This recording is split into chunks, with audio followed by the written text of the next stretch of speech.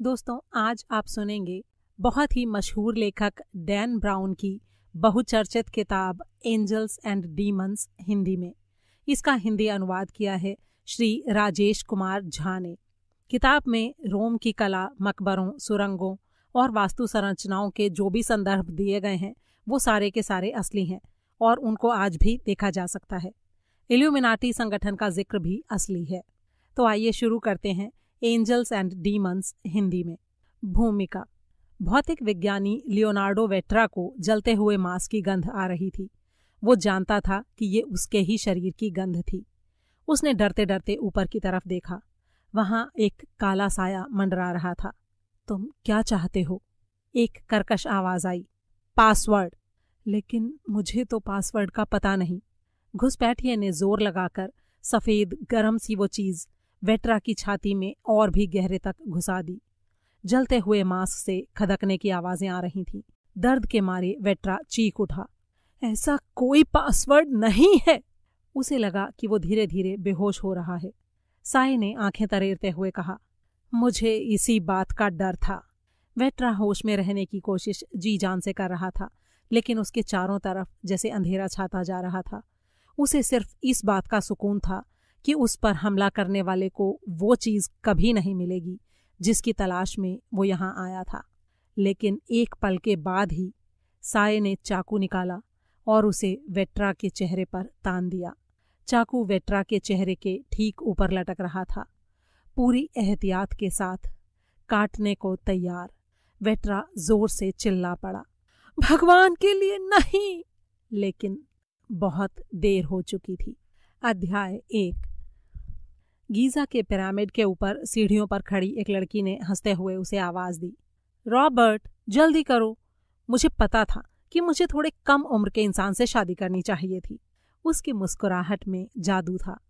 वो युवती के साथ साथ चलने की कोशिश कर रहा था, लेकिन उसके पैर जैसे जम गए थे। उसने गिड़गिड़ाते हुए कहा, प्लीज थोड़ा रुको ना। ऊपर चढ़ते चढ़ते उसकी आंखों के आगे अंधेरा छाने लगा।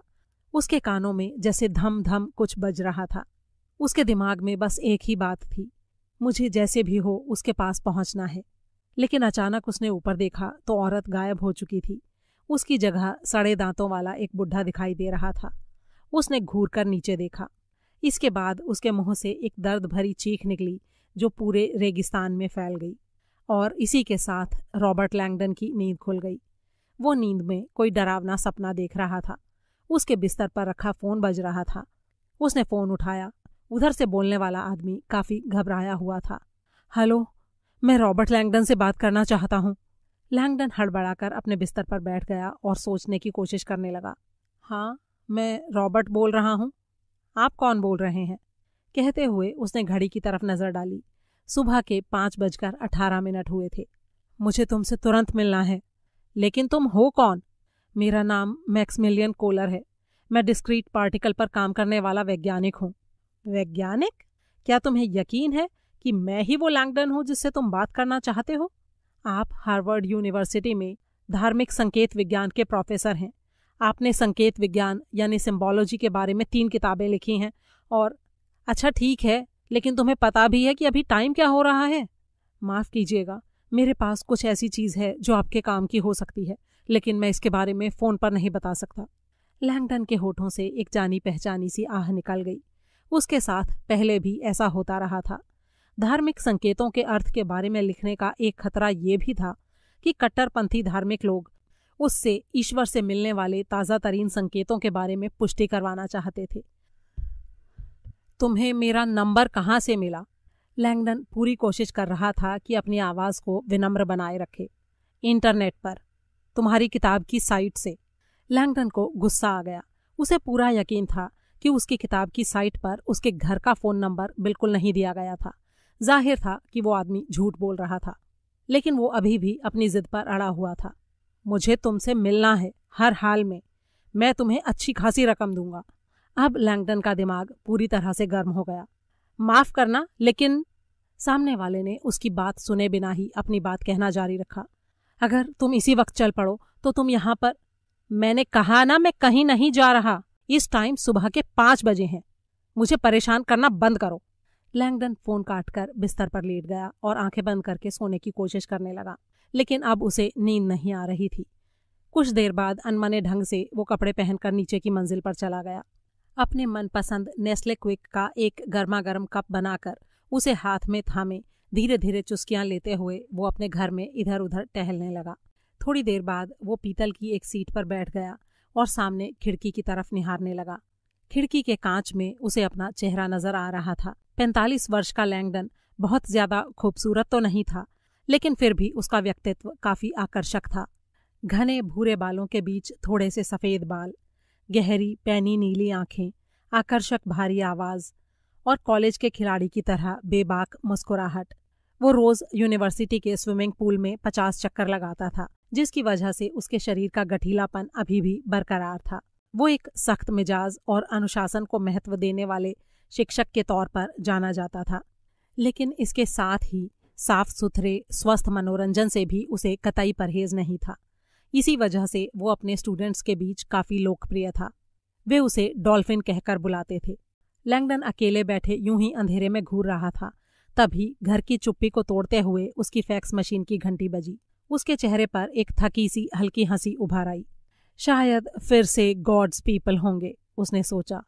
2000 साल से अपने मसीहा का इंतजार करते हुए भी वे आज तक थके नहीं हैं। उसने थके कदमों से किचन में जाकर अपना खाली मग रखा और अपनी स्टडी की तरफ चल पड़ा। बाहर से आया हुआ फैक्स ट्रे में पड़ा था। उसने कागज उठाकर उसके ऊपर नजर डाली और उसके मुंह से हल्की सी आह निकल गई। अचानक उसे मितली का एक झोंका सा आया। कागज पर किसी लाश की तस्वीर बनी थी। लाश के बदन पर एक भी कपड़ा नहीं था। उसका सर इस तरह मरोड़ दिया गया था कि सिर पीछे की तरफ देख रहा था। लाश की छाती पर भयानक रूप से जलाए जाने का निशान था। किसी ने गर्म सलाखों से दागकर उसके ऊपर यह निशान बनाया था, जिसके ऊपर सिर्फ एक ही शब्द लिखा था। लैंगडन उस शब्द से बहुत अच्छी तरह परिचित था। उसने हैरानी भरी नजरों से उसे देखा। ये शब्द था इल्यूमिनाटी। उसका दिल अचानक जोर जोर से धड़कने लगा। भला ये कैसे संभव है? उसने घबराते हुए धीरे धीरे फैक्स को सीधा किया और उसे लगा जैसे किसी ट्रक ने उसे जोर से धक्का मार दिया हो। उसे अपनी आंखों पर यकीन नहीं हो रहा था। उसने एक बार फिर से फैक्स को दूसरी तरफ घुमाया। फिर वो बार बार उलट पुलट कर उसे देखने लगा, कभी ऊपर की तरफ से तो कभी नीचे की तरफ से। वो फुसफुसाकर फिर से बोला, इल्यूमिनाटी। और फिर एक पल के लिए जैसे वो सुन्न हो गया। धीरे धीरे उसकी नजरें फैक्स मशीन में टिमटिमाती लाल रोशनी पर पड़ी, यानी फैक्स भेजने वाला अब भी लाइन पर था। वो बात करने के लिए इंतजार कर रहा था। लैंगडन कुछ देर तक उस लाल रोशनी को देखता रहा। फिर आखिरकार कांपते हाथों से उसने रिसीवर उठा लिया। अध्याय 2। क्या अब आप मेरी बात ध्यान से सुनने को तैयार हैं? फोन पर दूसरी तरफ से आवाज सुनाई दी। जी हाँ, आप अपनी बात कहिए। आप कुछ बताना चाहते थे? इस बार आवाज में सख्ती थी। मैंने आपको पहले भी बताने की कोशिश की थी। मैं एक भौतिक विज्ञानी हूँ। मैं एक रिसर्च सेंटर चलाता हूँ। हमारे यहाँ एक खून हुआ है। लाश को आपने देख ही लिया है। आपको मेरे बारे में जानकारी कैसे मिली? मैंने आपको पहले भी बताया था। मुझे इंटरनेट से आपके बारे में जानकारी मिली है, आपकी किताब द आर्ट ऑफ इल्यूमिनाटी की साइट से। लेकिन उस साइट पर मेरा कोई पता ठिकाना नहीं दिया गया है। मुझे इस बात का पक्का यकीन है। मेरी लैब में ऐसे बहुत से लोग भरे पड़े हैं जो इंटरनेट से लोगों के बारे में अच्छी खासी जानकारी बड़ी ही आसानी से निकाल सकते हैं। लैंगडन को उसकी बात पर यकीन नहीं हुआ। ओह, लगता है कि तुम्हारी लैब में लोगों को इंटरनेट के बारे में काफी ज्यादा जानकारी है, उसने व्यंग्य भरे स्वर में कहा। जी हाँ, और ये लाजमी है क्योंकि इसका आविष्कार हम ही ने किया है, उस व्यक्ति ने छूटते ही जवाब दिया। उसकी आवाज में कुछ ऐसा था कि लैंगडन को लगा कि वो मजाक कतई नहीं कर रहा था। उधर से बोलने वाले ने जिद करते हुए कहा, देखिए, मुझे आपसे मिलना ही होगा। हम फोन पर ये सारी बातें नहीं कर सकते। फ्लाइट से मेरे लैब से बॉस्टन आने में बस 1 घंटे का टाइम लगेगा। लैंगडन गहरी सोच में था। वो उस फैक्स को समझने की कोशिश कर रहा था। उस पर छपी हुई तस्वीर उसके दिमाग पर हावी हो रही थी। शायद ये तस्वीर इस सदी की सबसे बड़ी पुरातन दस्तावेज की खोज थी। उसके ऊपर बना चिन्ह उसके 10 वर्षों के रिसर्च को प्रमाणित कर रहा था। लैंगडन की आंखें लगातार उस ब्रांड पर जमी हुई थीं, इल्यूमिनाटी। वो बार बार उसे पढ़ रहा था। उसका काम ठीक उसी तरह का था जैसे जीवाश्मों की खोज करने वाले वैज्ञानिकों का होता है। वो अपने रिसर्च में प्राचीन दस्तावेजों को ऐतिहासिक कथाओं से जोड़ने की कोशिश करता था, लेकिन उसके सामने जो तस्वीर थी वो आज की थी, वर्तमान की। ऐसा लग रहा था जैसे डायनासोर पर काम करने वाले वैज्ञानिक के सामने अचानक जीता जागता डायनासोर खुद आकर खड़ा हो गया हो। फोन की दूसरी तरफ से आवाज आई, आपका यहाँ आना बहुत जरूरी है मिस्टर लैंगडन। मैंने आपसे बिना पूछे आपके लिए प्लेन भेज दिया है। वो 20 मिनट में बॉस्टन पहुंच जाएगा। जिद करने के लिए एक बार फिर से माफी चाहता हूं, लेकिन ये बहुत जरूरी है। लैंगडन ने एक ठंडी आह भर के फैक्स की तरफ देखा। एक प्राचीन मिथक सादे पन्ने पर छपा हुआ। इसके परिणाम बहुत भयंकर हो सकते थे।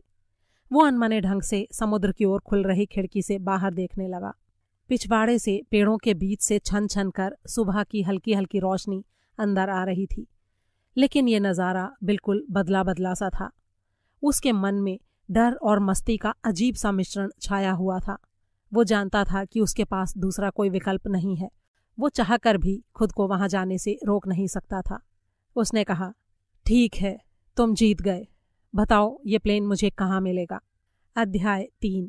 वहां से हजारों किलोमीटर दूर दो लोग मिल रहे थे। कमरे में अंधेरा छाया था। ये मध्यकालीन पत्थरों का बना कमरा था। वहां का काम देख रहे आदमी ने कहा, बेनबोनुटो, कामयाबी मिली? वो व्यक्ति पूरी तरह से अंधेरे में था, नजरों से एकदम दूर। अंधेरे से आवाज आई, जी, एकदम परफेक्ट। और इस बात में कोई संदेह तो नहीं रहेगा कि इसके लिए कौन जिम्मेदार है? जी, कतई नहीं। Very good. मैंने जो तुमसे मांगा था वो तुम्हारे पास है? कातिल की आंखें चमक रही थीं। उसने एक भारी इलेक्ट्रॉनिक मशीन निकालकर टेबल पर रख दी। अंधेरे में बैठा आदमी खुश हो गया। तुमने वाकई तारीफ के लायक काम किया है। कातिल ने हाथ बांधे हुए जवाब दिया, अपने भाई बंधुओं की सेवा करना मेरे लिए गौरव की बात है। बढ़िया। फेज 2 बहुत जल्द शुरू होने वाला है। थोड़ा आराम कर लो। आज की रात हम दुनिया को बदलने वाले हैं। अध्याय 4। रॉबर्ट लैंगडन की सैब 900S कैलिगन सुरंग को चीरती हुई बॉस्टन बंदरगाह के पूर्वी छोर तक पहुंच चुकी थी। वहां से लोगान हवाई अड्डे में घुसने का रास्ता था। लैंगडन एविएशन रोड पर पहुंच चुका था, जहां वो बाईं तरफ मुड़कर पुरानी ईस्टर्न एयरलाइंस की इमारत से आगे बढ़ गया। करीब 300 गज की दूरी पर अंधेरे में हवाई जहाज का हैंगर था। उसके ऊपर बड़े बड़े अक्षरों में 4 लिखा हुआ था। पार्किंग में घुसकर वो अपनी कार से बाहर निकल गया। इमारत के पिछले हिस्से से नीले रंग का फ्लाइट सूट पहने हुए गोल चेहरे वाला एक आदमी बाहर आया। उसने दोस्ताना लहजे में पूछा, आप रॉबर्ट लैंगडन हैं? हाँ, मैं ही रॉबर्ट हूँ। एकदम सही समय। मैंने भी अभी अभी लैंड किया है। मेरे साथ आइए, उस आदमी ने कहा। उस इमारत के बाहर से गुजरते हुए लैंगडन काफी तनाव महसूस कर रहा था। उसे इस तरह के तीखे फोन कॉल्स और अजनबी लोगों के साथ मिलने की आदत नहीं थी। वो नहीं जानता था कि क्या होने वाला है। उस व्यक्ति के साथ चलते हुए भी वो अपनी जेब में रखे फैक्स के बारे में ही सोच रहा था। पायलट को शायद लैंगडन के तनाव का कुछ एहसास हो गया था, इसीलिए उसने पूछा, प्लेन से ट्रैवल करने में आपको कोई परेशानी तो नहीं है ना सर? नहीं, बिल्कुल नहीं, लैंगडन ने जवाब दिया। और मन ही मन उसने सोचा, हवाई जहाज से सफ़र करना तो मैं जानता हूँ, लेकिन ब्रांड की हुई लाशें मेरे लिए परेशानी का कारण है। वो आदमी लैंगडन के साथ साथ हैंगर तक आया। फिर वे लोग एक कोने की तरफ मुड़ गए जो रनवे तक जाता था। टारमैक पर खड़े प्लेन को देखते ही लैंगडन के होश उड़ गए। हम इस जहाज में सफ़र करने वाले हैं? पायलट ने हंसते हुए पूछा। आपको पसंद आया? पसंद आया? ये क्या तमाशा है? उनके सामने जो प्लेन खड़ा था वो बहुत ही विशालकाय और दैत्याकार था। ये बिल्कुल एक स्पेस शटल की तरह दिखाई दे रहा था, जिसका ऊपरी हिस्सा ऐसे कतर दिया गया हो जिससे वो बिल्कुल समतल दिखाई देने लगे। ये लकड़ी के एक मोटे तख्ते जैसा लग रहा था जो आगे से पीछे की तरफ पतला होता गया था। लैंगडन को लगा जैसे वो कोई सपना देख रहा है। ऐसा लग रहा था जैसे किसी ने पुराने मॉडल की बुइक कार को उड़ने के लिए तैयार करके बैठा दिया हो। जहाज में विंग की जगह बस पीछे की तरफ 2 छोटी छोटी पतवार जैसी चीजें दिखाई दे रही थीं। आगे के हिस्से में 2 गाइडर्स थे। बाकी जहाज जैसे एक बहुत ही लंबे बॉक्स की तरह दिखाई दे रहा था, करीब 200 फुट लंबा। कहीं कोई खिड़की दरवाजा नहीं।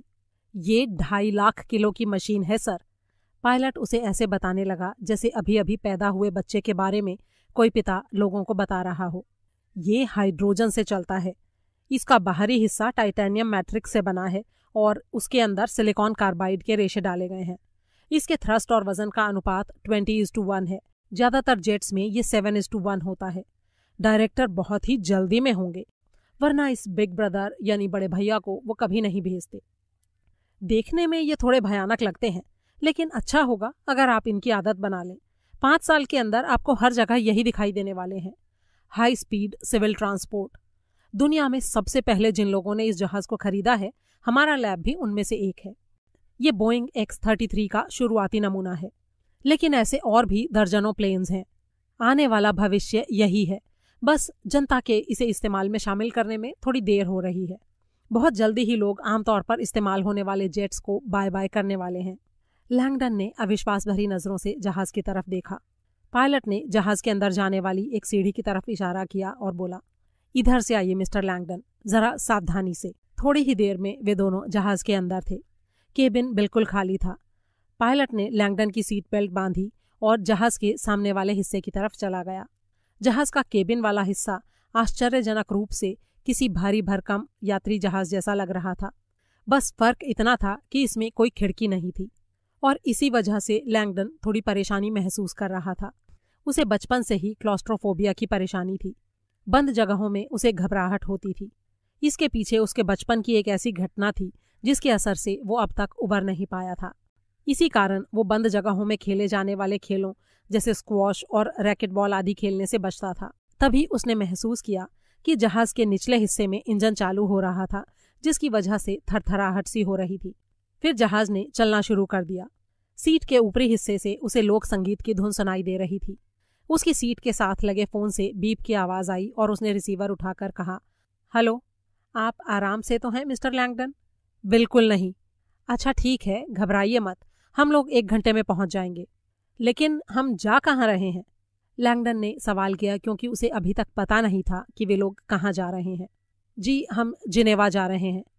लैब जिनेवा में है। जिनेवा का नाम सुनकर लैंगडन को अच्छा लगा। ओह, यानी अपस्टेट न्यूयॉर्क। मेरा परिवार भी सेनेका लेक के पास रहता है। मुझे नहीं पता था कि जिनेवा में भी भौतिक विज्ञान की कोई प्रयोगशाला है। पायलट हंस पड़ा। आप गलत समझे सर, न्यूयॉर्क वाला जिनेवा नहीं, स्विट्जरलैंड वाला जिनेवा। लैंगडन को इस बात को समझने में थोड़ा वक्त लगा। स्विट्जरलैंड? लेकिन मेरे ख्याल से तुमने तो कहा था कि लैब बस 1 घंटे की दूरी पर है।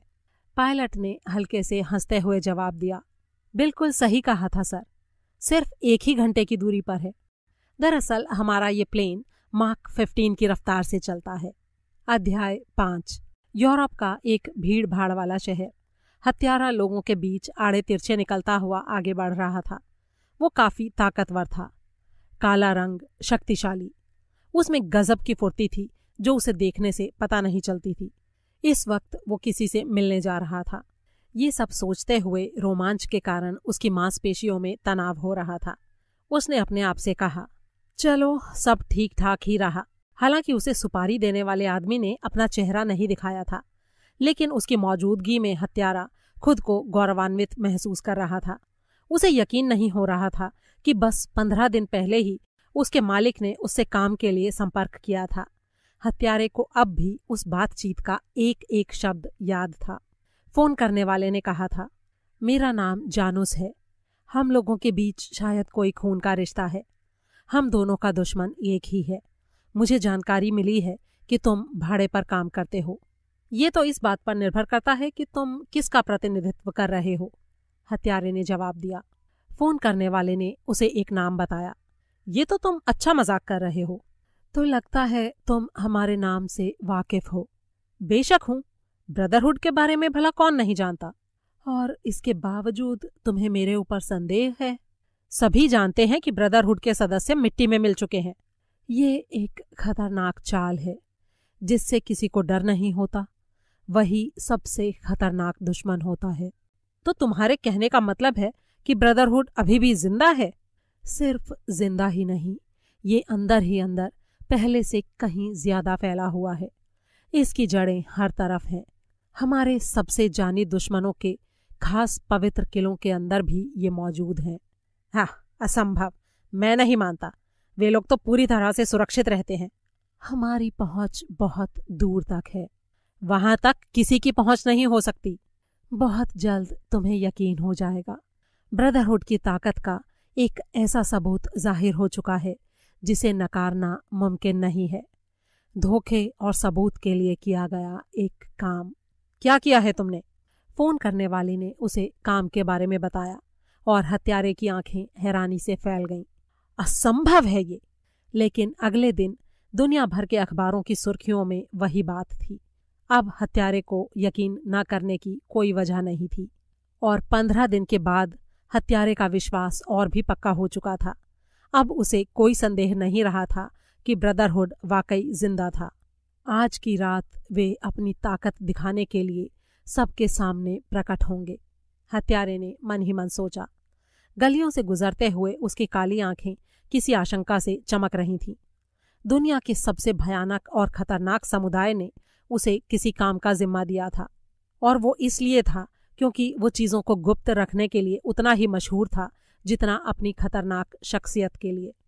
अब तक उसने उनके लिए अच्छे ढंग से काम किया था। वादे के मुताबिक उसने अपना काम पूरा करके जानूस को वो चीज़ पहुंचा दी थी। अब ये जानूस के जिम्मे था कि उस चीज़ को वो सही जगह पर पहुंचाने का इंतजाम करे। हत्यारा सोच रहा था कि पता नहीं जानूस इतना बड़ा काम कैसे कर पाएगा। ये तो जाहिर था कि उसकी पहुंच काफी अंदर तक थी।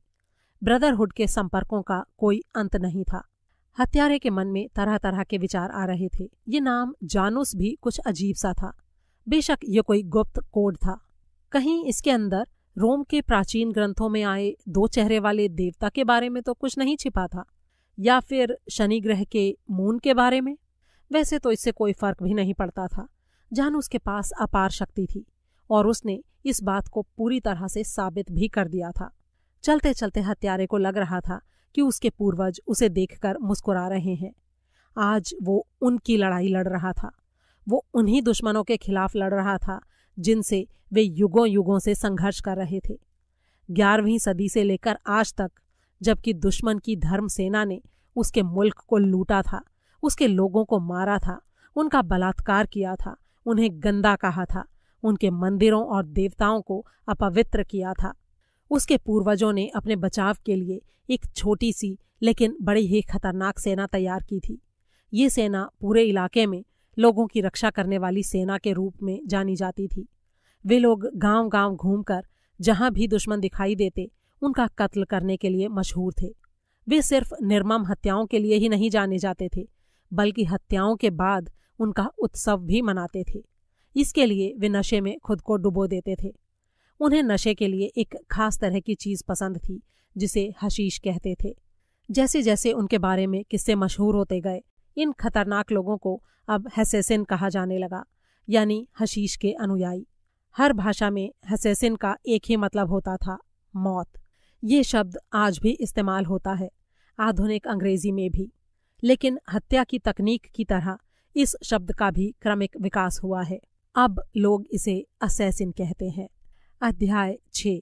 64 मिनट बीतने के बाद रॉबर्ट लैंगडन रनवे पर उतरा। चारों तरफ धूप फैली थी।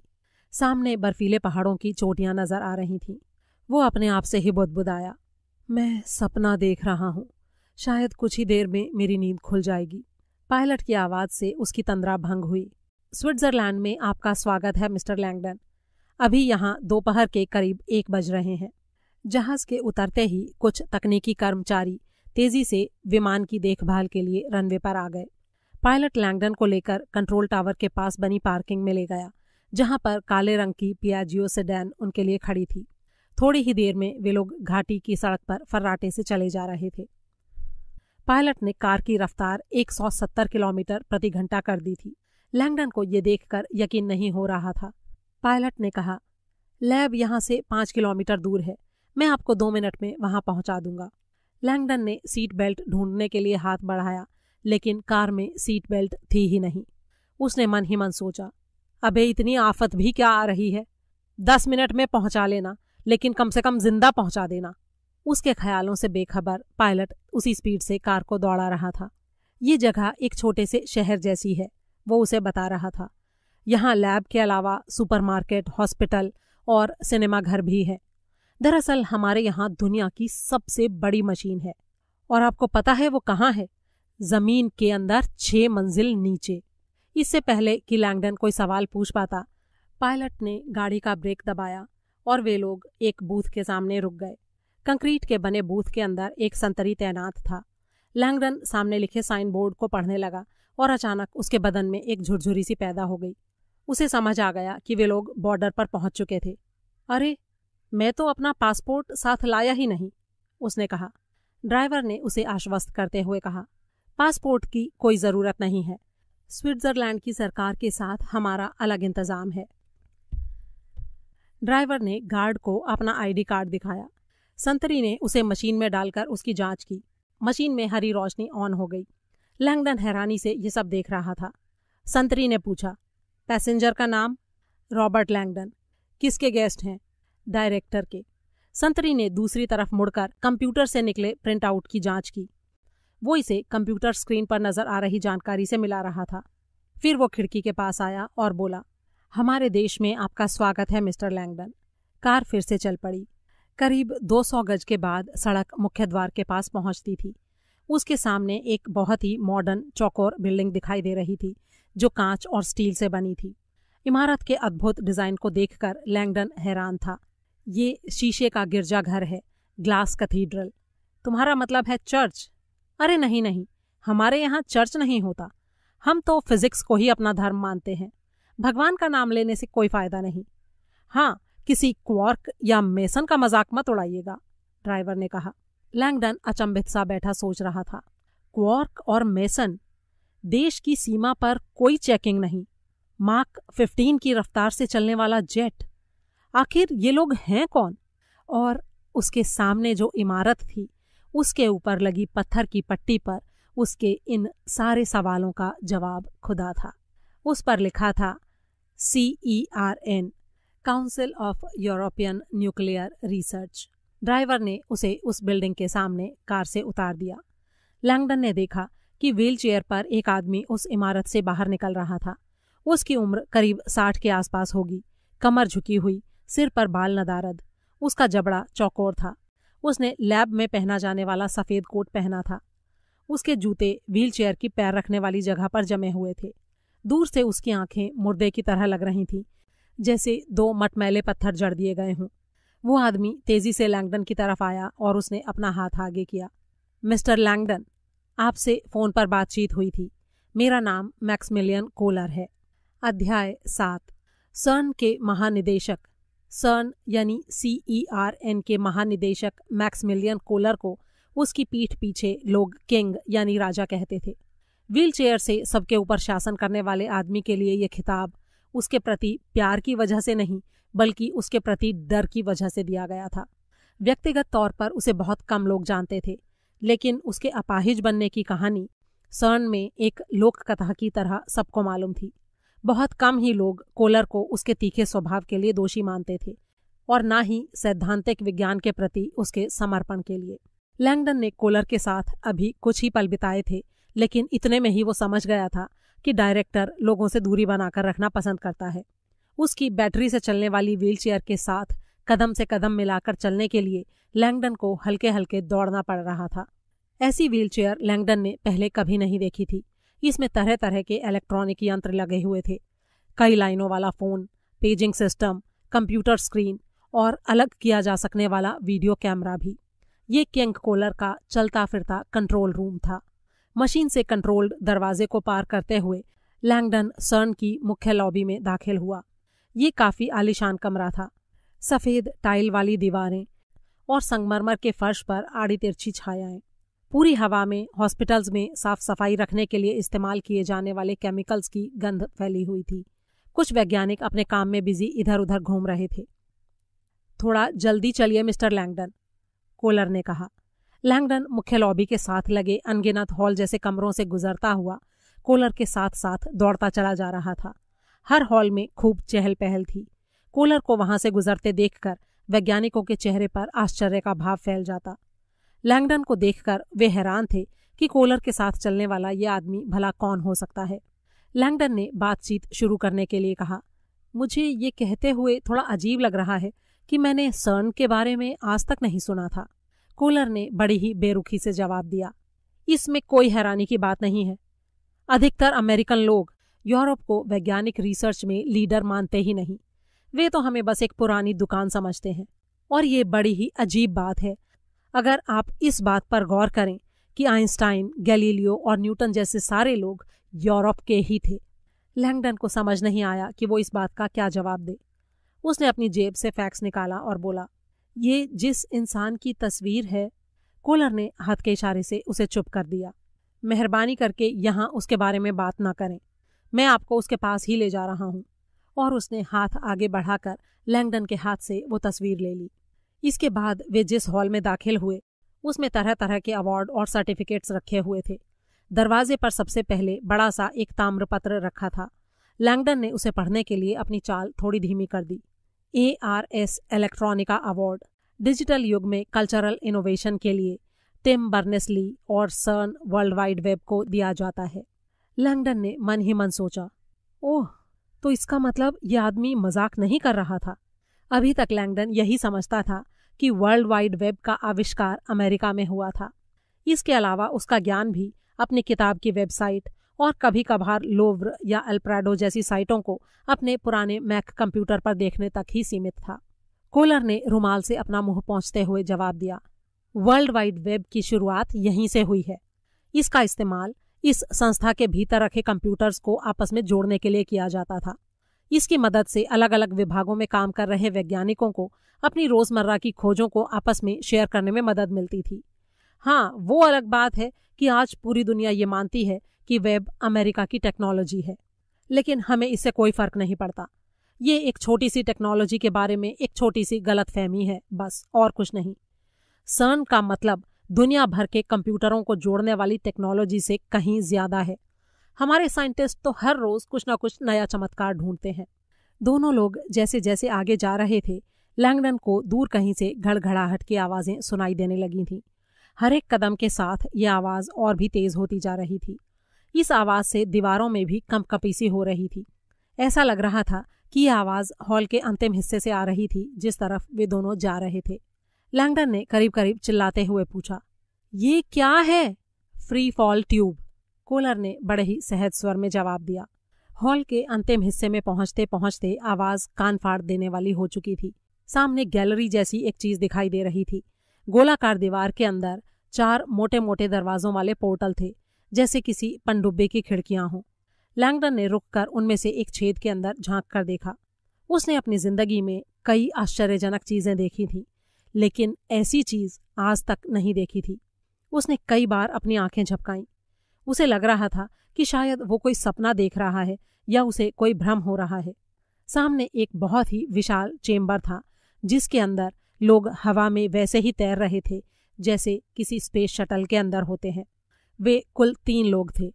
उनमें से एक ने हाथ हिलाया और हवा में पलटी खाकर दिखाई। उस कमरे का फर्श जालीदार था। ऐसा लग रहा था जैसे वो चिकन वायर का एक बहुत बड़ा टुकड़ा हो। इस जाली के नीचे बहुत बड़े से एक प्रोपेलर के धातु वाली सतह की चमक दिखाई दे रही थी।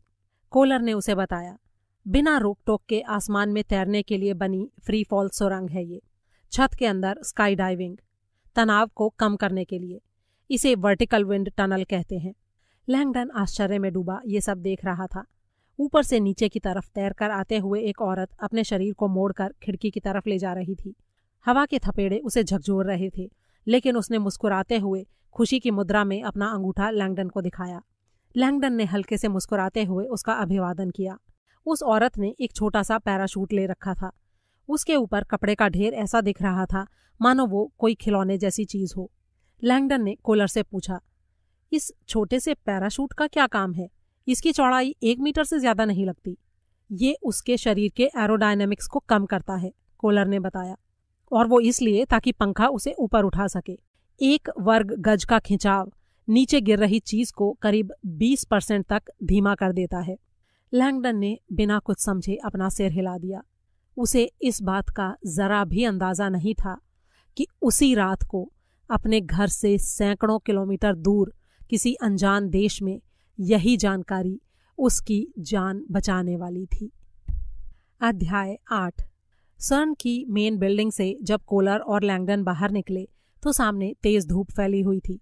उस समय लैंगडन को लगा जैसे वो अपने ही घर पहुंच गया हो। सामने का दृश्य बिल्कुल आइवी लीग कैंपस की तरह था। आयताकार मैदान के किनारे चिनार के पेड़ों का घेरा बना हुआ था, जिसके साथ साथ ईंटों के बने रिहायशी हॉस्टल और फुटपाथ बने हुए थे। लंबे लंबे बालों वाले दो हिप्पी किस्म के लोग एक दूसरे को फ्रिस्बी फेंक रहे थे। अपनी व्हील चेयर को तेज करते हुए कोलर ने बताया, ये हमारा रेजिडेंशियल कॉम्प्लेक्स है। यहाँ पर 3000 से भी ज्यादा साइंटिस्ट काम करते हैं। दुनिया भर के पार्टिकल भौतिक शास्त्रियों में से आधे अकेले सर्न में काम करते हैं। जर्मनी, जापान, इटली, हॉलैंड, सब जगह के मेधावी लोग यहाँ काम करते हैं। हमारे वैज्ञानिक 500 यूनिवर्सिटीज और 60 देशों से आए हैं। तो आखिर वे लोग आपस में बात कैसे करते हैं? लैंगडन ने पूछा। इंग्लिश में। यही तो साइंस की दुनिया भर में समझी जाने वाली भाषा है। तभी एक नौजवान धीरे धीरे दौड़ता हुआ वहां से गुजरा। उसकी टी शर्ट पर लिखा था, नो गट नो ग्लोरी। लैंगडन अभी गट शब्द का मतलब समझने की कोशिश कर ही रहा था कि कोलर ने उसे बताया, जनरल यूनिफाइड थियरी, यानी सभी चीजों का एक सिद्धांत। क्या आप पार्टिकल फिजिक्स से परिचित हैं मिस्टर लैंगडन? लैंगडन ने कंधे उचकाते हुए कहा, मैं सामान्य फिजिक्स जैसे नीचे गिरती हुई चीजों के विज्ञान वगैरह जैसी चीजों को जानता हूँ। पार्टिकल फिजिक्स एटम का अध्ययन करता है, यही ना? कोलर ने सिर हिलाया और बोला, हम जिन चीजों की स्टडी करते हैं उनके सामने एटम तो ग्रहों जैसे लगते हैं। हम एटम के न्यूक्लियस की स्टडी करते हैं। इसका आकार एक एटम के 10,000वें हिस्से के बराबर होता है। सर्न में काम करने वाले वैज्ञानिक उन्हीं सवालों का जवाब ढूंढ रहे हैं जिनसे दुनिया अपने शुरुआती दिनों से ही जूझ रही है, यानी इस दुनिया की शुरुआत कैसे हुई, हम सब किस चीज से बने हैं, वगैरह वगैरह। और आपको लगता है कि इन सवालों के जवाब फिजिक्स की लैब में मिलेंगे? ये सवाल थोड़े आध्यात्मिक नहीं हैं? देखिए मिस्टर लैंगडन, एक टाइम ऐसा था जब सारे सवाल आध्यात्मिक ही थे। जब से दुनिया की शुरुआत हुई है तभी से धर्म और अध्यात्म उन सवालों के जवाब देने की कोशिश कर रहे हैं जो विज्ञान के लिए संभव नहीं थे। आज विज्ञान तकरीबन उन सारे सवालों का जवाब दे चुका है जिनके बारे में इंसान जानना चाहता है। अब बस कुछ ही गूढ़ सवाल बचे हैं जिनके जवाब मिलने बाकी हैं। हम कहाँ से आए हैं, जिंदगी और इस दुनिया का क्या मतलब है? लैंगडन का आश्चर्य बढ़ता ही जा रहा था। और इन सवालों के जवाब देने की कोशिश सर्न कर रहा है? कोशिश नहीं कर रहे हैं, हम इन सवालों के जवाब दे रहे हैं। उस वक्त वे लोग रिहायशी मकानों के चौकोर घेरे से गुजर रहे थे। तभी उनके सिर के ठीक ऊपर से एक फ्रिस्बी आकर गिरी। कोलर उसकी ओर ध्यान दिए बिना चलता गया। दूसरी तरफ से एक आवाज आई, क्या आप मेहरबानी करके वो फ्रिस्बी हमें लौटा देंगे? लैंगडन ने सामने देखा। सामने सफेद बालों वाला एक बुजुर्ग व्यक्ति स्वेटशर्ट पहने हुए लैंगडन को देखकर अपना हाथ हिलाते हुए ये बात कह रहा था। लैंगडन ने फ्रिस्बी उठाकर उसकी तरफ फेंक दी। बुजुर्ग ने एक उंगली पर उसे पकड़ लिया और उसे अपने साथी की तरफ फेंक दिया। फिर उसने लैंगडन को धन्यवाद कहा। वहां से थोड़ा आगे बढ़ने पर कोलर ने कहा, बधाई हो मिस्टर लैंगडन, आपने अभी अभी नोबेल पुरस्कार विजेता चारपैक के साथ फ्रिस्बी खेला है। चारपैक ने मल्टीवायर प्रोपोर्शनल चेंबर का आविष्कार किया है। ये तो मेरे लिए सौभाग्य की बात है, लैंगडन ने कहा। 3 मिनट के अंदर लैंगडन और कोलर अपनी मंजिल पर पहुंच गए। अब वे एक बड़ी सी हॉस्टल जैसी जगह पर थे जो चारों तरफ चिनार के पेड़ों से घिरी थी। दूसरे हॉस्टल्स की तुलना में ये जगह ज्यादा आलीशान थी। इमारत के सामने की पट्टी पर लिखा था बिल्डिंग सी। इसका काफी हिस्सा लाल ईंटों का बना था और छज्जों पर नक्काशी की गई थी। अंदर जाने के लिए बने दरवाजे की तरफ बढ़ते हुए उन्होंने एक मेहराब को पार किया जो संगमरमर के गोल खंभों पर खड़ा था। इनमें से एक के ऊपर किसी ने कागज चिपका रखा था, दिस कॉलम इज आयनिक, यानी ये पाया आयनिक है। लैंगडन ने हल्के से बुदबुदाते हुए कहा, शायद किसी साइंटिस्ट ने ही लिखा होगा। ये देखकर अच्छा लगा कि होशियार फिजिसिस्ट भी गलतियां करते हैं। कोलर तेजी से उसकी तरफ घूमा और बोला, आपके कहने का मतलब क्या है? जिस किसी ने भी कागज पर वो नोट लिखा है उससे गलती हुई है। वो खंभा आयनिक नहीं है। जो खंभे आयनिक होते हैं उनकी चौड़ाई एक जैसी होती है, लेकिन उस खंभे की चौड़ाई कम होती जा रही है। ये डोरिक खंभा है। वैसे ऐसी गलती बहुत से लोग कर बैठते हैं, इसमें कोई बड़ी बात नहीं है, लैंगडन ने कहा। कोलर इस बात पर मुस्कुराया नहीं। लिखने वाले ने इसे मजाक के तौर पर लिखा है। यहाँ पर आयनिक का मतलब है कि इसके अंदर आयन है, यानी विद्युतीय रूप से चार्ज वाले पार्टिकल्स, और अधिकतर चीजों में ये पाए जाते हैं। लैंगडन ने खंबे की तरफ देखते हुए धीमे से सीटी की आवाज निकाली। अब वे एक सुंदर से कॉरिडोर से आगे बढ़ रहे थे। यहाँ की सजावट बाकी जगहों से थोड़ी अलग थी। परंपरागत औपनिवेशिक फ्रेंच शैली के दीवान, चीनी मिट्टी के फूलदान और महीन नक्काशी वाला लकड़ी का काम। तो वो फैक्स वाला आदमी यहाँ रहता था, लैंगडन ने मन ही मन सोचा। उसने कोलर से पूछा, क्या वो आदमी आपके यहाँ किसी ऊंचे पद पर काम करता था? बिल्कुल, कोलर ने जवाब दिया। आज सुबह जब वो मुझसे मिला नहीं और ना ही उसने मेरे पेज का जवाब दिया, तो मैं उसे ढूंढने यहाँ आया और तब मैंने देखा कि वो अपने कमरे में मरा हुआ है। लैंगडन को अचानक डर का एक झटका सा लगा, ये सोचकर कि वो अभी एक लाश को देखने वाला है। उसके पेट में जैसे बगुले से उठने लगे। उसे अपनी इस कमजोरी के बारे में उस वक्त पता चला था जब उसके टीचर ने एक बार क्लास में बताया था कि लियोनार्दो दा विंची को मानव शरीर के बारे में जो गहरी जानकारी थी वो लाशों को कब्र से निकालकर उनको चीर-फाड़ करके उनकी मांसपेशियों का अध्ययन करने से मिली थी। कोलर उसके साथ कॉरिडोर के आखिरी सिरे तक पहुंच गया, जहां एक दरवाजा था। सामने आबनूस के दरवाजे पर लिखा था लियोनार्डो वेट्रा। अगले हफ्ते वो 58 साल का हो जाता, कोलर ने बताया। वो अपने टाइम के सबसे प्रतिभावान वैज्ञानिकों में से एक था। उसकी मौत से विज्ञान जगत को बहुत बड़ा नुकसान हुआ है। एक पल के लिए लैंगडन को लगा कि कोलर के भावहीन चेहरे पर संवेदना की लकीरें उभर आईं, लेकिन दूसरे ही पल वो गायब भी हो गईं। उसे ये देखकर थोड़ा अजीब सा लग रहा था कि वे लोग हत्या की जगह पर जा रहे थे, लेकिन वहां किसी भी तरह की कोई भी हलचल या एक्टिविटी नहीं दिखाई दे रही थी। दरवाजे की चाबी हाथ में लेते हुए कोलर ने बताया, यहाँ रहने वाले लोग अभी अपने अपने लैब्स में हैं। तो क्या पुलिस वापस चली गई है? लैंगडन ने पूछा। ताला खोलते हुए कोलर ठिठक कर रुक गया। पुलिस? हाँ, पुलिस। आपने हत्या के बारे में मुझे फैक्स भेजा था ना, तो आपने पुलिस को तो जरूर बुलाया ही होगा।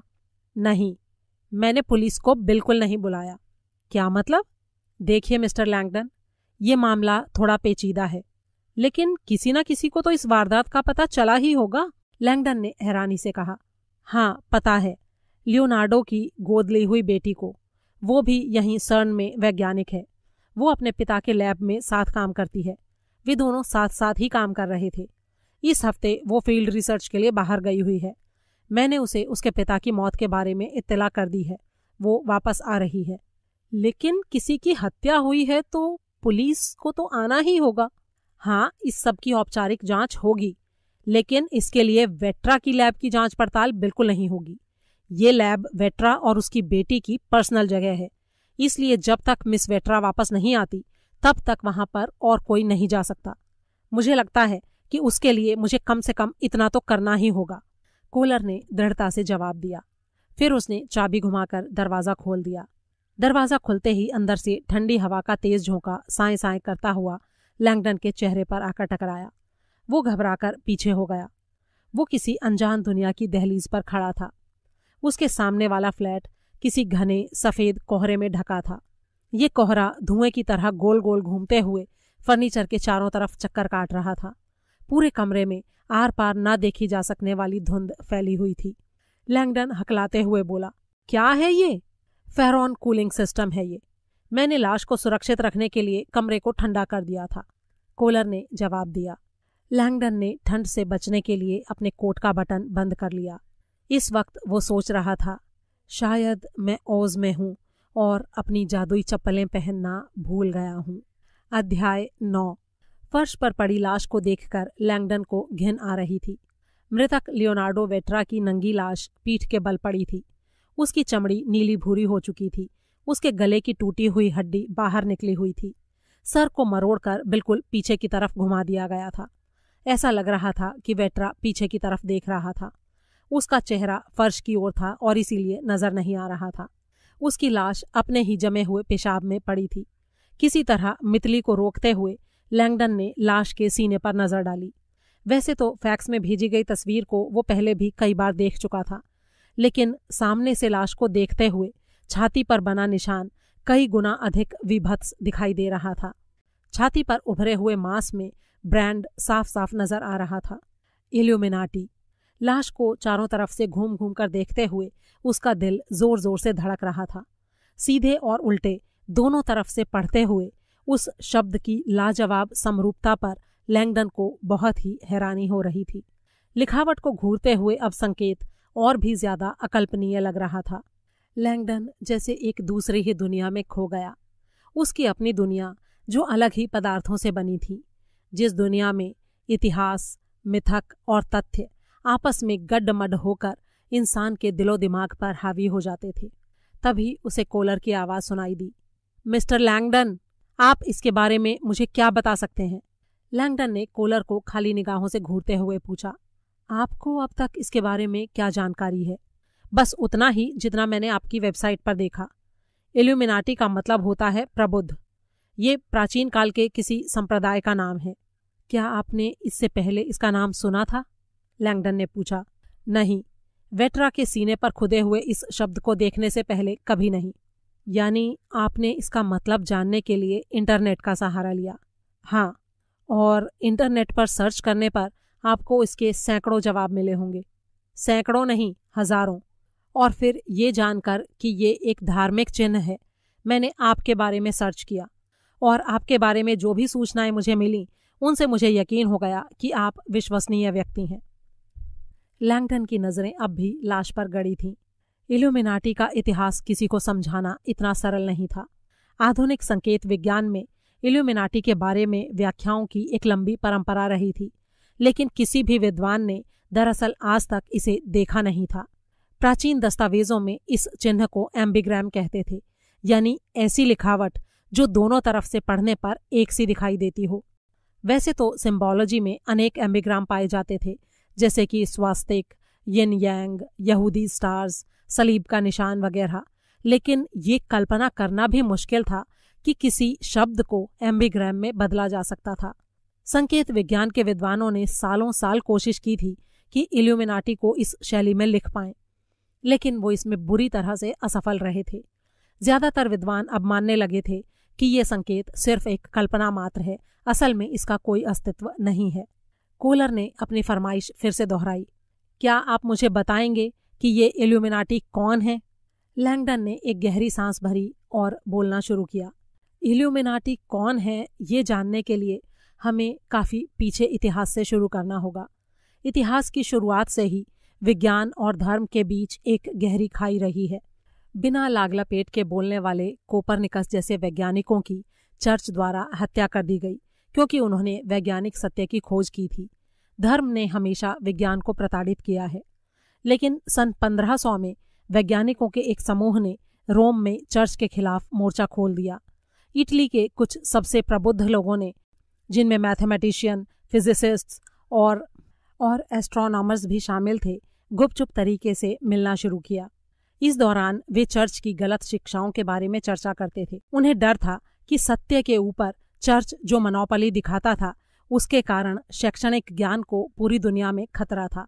उन्होंने दुनिया का पहला थिंक टैंक बनाया, जिसका नाम उन्होंने रखा प्रबुद्ध लोगों का समूह, यानी the enlightened ones, the Illuminati. Europe के सबसे प्रतिभाशाली और वैज्ञानिक सत्य की खोज के लिए समर्पित लोग। प्रबुद्ध लोगों की इस टोली इल्यूमिनाटी को कैथोलिक चर्च ने बेरहमी से चुन चुन कर मारा, लेकिन उन लोगों ने भी हार नहीं मानी और बेहिसाब कोशिशों के बाद वे किसी तरह अपने आप को बचाए रखने में सफल होते गए। पूरे शिक्षा जगत में अंदर ही अंदर ये बात फैल गई और धीरे धीरे इल्यूमिनाटी का प्रसार पूरे यूरोप में हो गया। वैज्ञानिक नियमित रूप से एक बहुत ही गुप्त जगह पर मिलते रहे। इस जगह को चर्च ऑफ इल्यूमिनेशन कहते थे। इन प्रबुद्ध लोगों में से कई लोग हिंसा का सहारा लेकर चर्च का विरोध करना चाहते थे, लेकिन उनके सबसे सम्मानित सदस्य ने उन्हें ऐसा करने से मना किया। वो आदमी बहुत शांतिवादी था और इतिहास का सबसे प्रसिद्ध वैज्ञानिक भी। लैंगडन को यकीन था कि कोलर उस वैज्ञानिक का नाम पहचान लेगा। जो लोग वैज्ञानिक नहीं थे वे भी जानते थे कि किस वैज्ञानिक ने ये कहा था कि सूरज सौरमंडल के केंद्र में है, ना कि धरती। चर्च ने इस बात की घोषणा के लिए उसे गिरफ्तार कर लिया था और करीब करीब मौत की सजा दे दी थी। हालांकि उसके आंकड़ों को झुठलाना संभव नहीं था, लेकिन उस वैज्ञानिक को कठोर सजा दी गई क्योंकि उसने ये कहने की हिमाकत की थी कि ईश्वर ने मनुष्य के अलावा किसी और चीज को अपनी सत्ता के केंद्र में जगह दी थी। उसका नाम था गैलीलियो गैलीलाई, लैंगडन ने कहा। कोलर ने हैरानी से उसकी तरफ देखा और बोला, गैलीलियो? जी हाँ, गैलीलियो एक इल्यूमिनाटी था। साथ ही वो एक श्रद्धावान कैथोलिक भी था। उसने विज्ञान के बारे में चर्च के नजरिए को थोड़ा नरम बनाने के लिए ये भी कहा कि विज्ञान ईश्वर के अस्तित्व से इनकार नहीं करता, बल्कि उसे और भी पुष्ट करता है। उसने एक बार लिखा था कि जब वो अपने टेलीस्कोप से आसमान में चक्कर लगाते ग्रह नक्षत्रों को देखता है तो उसे उन घूमते हुए गोलों के संगीत में ईश्वर की आवाज सुनाई देती है। उसका मानना था कि विज्ञान और धर्म एक दूसरे के दुश्मन नहीं बल्कि सहयोगी हैं, मानो दो अलग अलग भाषाओं में एक ही कहानी कही जा रही हो। लेकिन दुर्भाग्य से विज्ञान और धर्म को साथ लाने में चर्च की कोई रुचि नहीं थी। कोलर ने बेचैनी से अपनी कुर्सी पर पहलू बदलते हुए कहा, ये सब बातें मैं जानता हूं मिस्टर लैंगडन, लेकिन ये तो सदियों पहले हुआ था। इसका लियोनार्डो वेट्रा की मौत से भला क्या लेना देना है? ये लाख टके का सवाल है, लैंगडन ने असली बात पर आते हुए कहा। गैलीलियो की गिरफ्तारी ने इल्यूमिनाटियों के बीच हलचल पैदा कर दी। वे गलतियां करने लगे। चर्च को उनके 4 सदस्यों का पता लग गया जिन्हें पकड़कर पूछताछ की गई, लेकिन उन चारों ने कई यातनाएं दिए जाने के बाद भी कुछ नहीं बताया। यातनाएं? लैंगडन ने सिर हिलाया और बोला, जी हाँ, यातनाएं। उन्हें जिंदा रहते हुए दाग दिया गया, गरम सलाखों से ब्रांड किया गया, उनके सीने पर सलीब का निशान दागा गया। उसके बाद उन्हें बेरहमी से मार दिया गया और उनकी लाशों को रोम की सड़कों पर फेंक दिया गया ताकि लोग इल्यूमिनाटी में शामिल होने से घबराएं। चर्च का शिकंजा कसता गया और बाकी इल्यूमिनाटी इटली छोड़कर भाग गए। फिर वे और भी ज्यादा अंडरग्राउंड हो गए और अपने जैसे दूसरे प्रताड़ित शरणार्थियों जैसे एल्केमिस्टों, रहस्यवादियों, मुसलमानों और यहूदियों के साथ मेलजोल बढ़ाने लगे। जैसे जैसे समय बीतता गया, इल्यूमिनाटी में नए सदस्य शामिल होते गए और एक नए और अलग तरीके का इल्यूमिनाटी पैदा हो गया जो थोड़ा बदनुमा था। ये क्रिश्चियनिटी के घोर विरोधी थे। ये काफ़ी शक्तिशाली हो गए और तरह तरह की रहस्यमय गतिविधियों में भी संलग्न हो गए। वे अपनी इन एक्टिविटीज़ को बिल्कुल गुप्त रखते थे। उन्होंने ठान रखा था कि वे एक ना एक दिन कैथोलिक चर्च से बदला लेंगे। उनकी ताकत इस हद तक बढ़ गई कि चर्च उन्हें क्रिश्चियनिटी से दुश्मनी रखने वाली सबसे खतरनाक ताकत मानने लगा। वेटिकन ने इल्यूमिनाटी को अब शैतान यानी सेटन कहना शुरू कर दिया। दरअसल ये इस्लाम का शब्द है। इसका मतलब होता है ईश्वर का विरोधी। चर्च ने इस्लाम से आए इस नाम को चुना क्योंकि उनकी नज़र में यह घिनौना था। शैतान शब्द मूल रूप से अंग्रेजी के शब्द सेटन से निकला है। कोलर के चेहरे पर हल्की सी परेशानी छा गई। लैंगडन की आवाज़ में चिंता झलक रही थी। देखिए मिस्टर कोलर, मुझे नहीं पता कि लाश की छाती पर यह निशान कैसे उभरा या किस वजह से बनाया गया है, लेकिन मैं ये ज़रूर कह सकता हूँ कि इस वक्त आप दुनिया के सबसे पुराने और ताकतवर शैतानी समूह के संकेत को देख रहे हैं जो असल में बहुत पहले खत्म हो चुका है। अध्याय 10। गलियारा पतला और पूरी तरह सुनसान था। हसैसिन अब काफ़ी तेजी से चल रहा था। उसकी काली आंखों में कोई अंदेशा चमक रहा था। अपने निर्धारित स्थान पर पहुंचते हुए उसके दिमाग में जानूस की कही बात घूम रही थी। दूसरा फेज जल्द ही शुरू होने वाला है, थोड़ा आराम कर लो। हसैसिन के चेहरे पर एक भद्दी सी हंसी उभरी। वो रात भर सोया नहीं था, लेकिन नींद के बारे में सोचना उसके दिमाग से कोसों दूर था। नींद तो कमज़ोर लोगों के लिए होती है। वो तो अपने पूर्वजों की तरह एक बहादुर योद्धा था। उसके पूर्वज हशीश का सहारा लेते थे, लेकिन वो अपने को संतुष्ट करने के लिए कुछ दूसरी तकनीक का इस्तेमाल करता था। उसे अपने शरीर पर घमंड था, काम के लिए पूरी तरह से तैयार एक घातक मशीन जिसे वो अपने पूर्वजों की परंपरा के बावजूद नशे से प्रदूषित नहीं करना चाहता था। उसने नशे की बजाय एक दूसरी तरह की लत पाल ली थी जो उसे ताकत देती थी, नशे की तुलना में कहीं ज्यादा स्वस्थ और संतोष देने वाला पुरस्कार। वो गलियारे में तेजी से बढ़ा जा रहा था। साधारण से दिखने वाले एक दरवाजे पर पहुंचकर उसने घंटी बजाई। कुछ पल बाद दरवाज़ा खुला। बहुत ही कीमती और तड़क भड़क वाली पोशाक पहने एक बहुत ही खूबसूरत लड़की दरवाजे पर नजर आई। हसैसिन उसे देखकर मुस्कुराया और अंदर दाखिल होकर उसने दरवाज़ा बंद कर लिया। यही तो था उसका पुरस्कार। अध्याय 11। कोलर ने अपना मुंह पोंछा और बड़ी ही बेचैनी से कुर्सी में पहलू बदला। शैतानी? ये किसी शैतानी संप्रदाय का प्रतीक चिन्ह है। लैंगडन खुद को गर्म रखने के लिए ठंड से जमे हुए कमरे में चहलकदमी करने लगा। इल्यूमिनाटी जो थे वो शैतानी संप्रदाय के सदस्य थे, लेकिन आधुनिक अर्थ में नहीं। फिर लैंगडन ने जल्दी जल्दी उसे बताया कि किस तरह से लोग शैतानी संप्रदाय को शैतान की पूजा करने वाले राक्षसी समूह के रूप में देखते हैं, लेकिन ऐतिहासिक रूप से जिन्हें शैतानवादी लोग कहा जाता था वे असल में वो पढ़े लिखे विद्वान होते थे जो चर्च के विरोध में खड़े होते थे। दरअसल ये सिर्फ एक कोरी बकवास थी। चर्च उन्हें बदनाम करने के लिए तरह तरह की अफवाहें फैलाता था, जैसे कि वे पशुओं की बलि देते हैं, काला जादू करते हैं, पेंटाग्राम कर्मकांड में यकीन रखते हैं, वगैरह वगैरह। जैसे जैसे समय बीतता गया, चर्च के विरोधी लोग जो इल्यूमिनाटी की नकल करना चाहते थे वे इन अफवाहों पर यकीन करके उनकी नकल करने लगे और इस तरह से आधुनिक शैतानवाद का जन्म हुआ। कोलर ने अचानक हुंकार भरी, ये सब पुराना इतिहास है।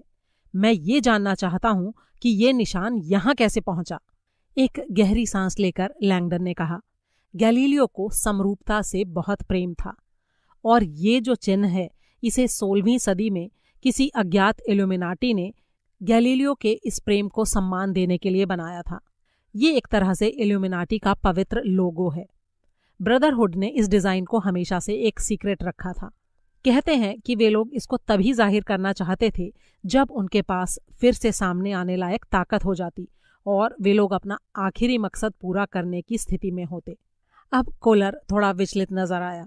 यानी कि इस निशान का ये मतलब है कि इल्यूमिनाटी ब्रदरहुड फिर से जिंदा हो रहा है। लैंगडन के चेहरे पर नाराजगी के भाव उभरे। ये संभव नहीं है। इल्यूमिनाटी के बारे में एक अध्याय ऐसा है जिसके बारे में मैंने अभी तक आपको बताया नहीं है। दरअसल इल्यूमिनाटी जो थे वो बचने में माहिर थे। जब वो रोम से भागे तो यूरोप से निकलते हुए वे ऐसी जगह की तलाश कर रहे थे जहां वो फिर से एकजुट हो सकें। इस दौरान वो अपनी ही तरह के एक दूसरे गुप्त संप्रदाय के संपर्क में आए। पत्थर का काम करने वाले बावेरिया के धनी कारीगर, जिनको फ्रीमेसन कहा जाता था। कोलर ने आश्चर्य से कहा, तुम्हारा मतलब है मेसन? लेकिन मेसन लोग शैतानी संप्रदाय में शामिल नहीं हैं। हाँ, मैं जानता हूं, लैंगडन ने कहा, वो इसमें शामिल नहीं है। मेसन लोग अपनी ही भलमनसाहत के शिकार हुए। सन 1700 में रोम से जान बचाकर भागने वाले वैज्ञानिकों को शरण देने वाले मेसन अनजाने में ही इल्यूमिनाटी के लिए एक नकाब का काम करने लगे। उनके सदस्यों के बीच ही इल्यूमिनाटी बढ़ने लगे। धीरे धीरे रहने की जगहों पर उनका कब्जा होता गया। उन्होंने गुपचुप मेसन ग्रुप के अंदर ही अपने वैज्ञानिक ब्रदरहुड को फिर से स्थापित कर लिया, जैसे कि गुप्त समुदाय के अंदर काम करने वाला एक और गुप्त समुदाय। इसके बाद इल्यूमिनाटी ने दुनिया भर में फैले अपने संपर्कों का इस्तेमाल करके अपने प्रभाव को बढ़ाना शुरू कर दिया। कैथोलिक संप्रदाय को समाप्त करना इल्यूमिनाटी का मूल मकसद था। इस ब्रदरहुड का मानना था कि चर्च जो है वो अंधविश्वास पर आधारित धार्मिक कट्टरता को बढ़ावा देता है और वो मानवता का सबसे बड़ा दुश्मन है। उनको डर था कि वो वैज्ञानिक प्रगति को रोकना चाहते हैं। इसलिए जैसे जैसे वे यूरोप में ज्यादा ताकतवर होते गए तो उन्होंने अपनी नजरें अमेरिका पर गड़ाईं। उस समय अमेरिका में नई नई सरकार बनी थी, जिसके कई नेता जैसे कि जॉर्ज वॉशिंगटन, बेन फ्रैंकलिन, ये सब मेसन थे। वे ईमानदार और ईश्वर से डरने वाले लोग थे। उनको पता नहीं था कि इल्यूमिनाटी किस तरह से मेसन्स के ऊपर अपनी पकड़ मजबूत कर चुके थे। इल्यूमिनाटी ने मेसनों के बीच अपनी घुसपैठ का फायदा उठाया और बहुत सारे बैंकों, यूनिवर्सिटीज और इंडस्ट्रीज की स्थापना की जो उनके आखिरी मकसद को पूरा करने में उनकी मदद करते, ताकि वो धर्म के प्रभाव से पूरी तरह से मुक्त एक नई तरह की वैश्विक व्यवस्था को स्थापित कर सकें। ये नई वैश्विक व्यवस्था एक नए वैज्ञानिक पुनर्जागरण पर आधारित होगी। उसको वो अपना लूसीफेरियन सिद्धांत कहते हैं।